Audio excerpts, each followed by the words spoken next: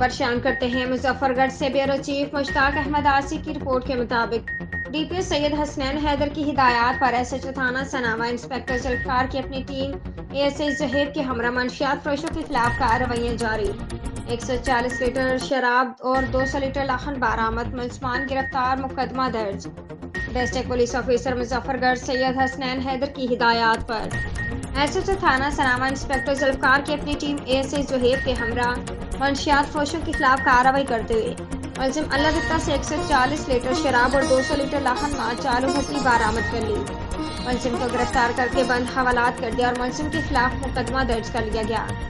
इस मौके पर एसएचओ थाना सनावा इंस्पेक्टर जुल्फकार का कहना था कि मंशियात फरोश माशरे के लिए नासूर है और उनकी सरकोबी के लिए कार्रवाइयाँ जारी रहेंगी और उनके साथ किसी किस्म की कोई रायत नहीं बरती जाएगी। मुश्ताक अहमद आसी, ज़ोर न्यूज़, मुजफ्फरगढ़।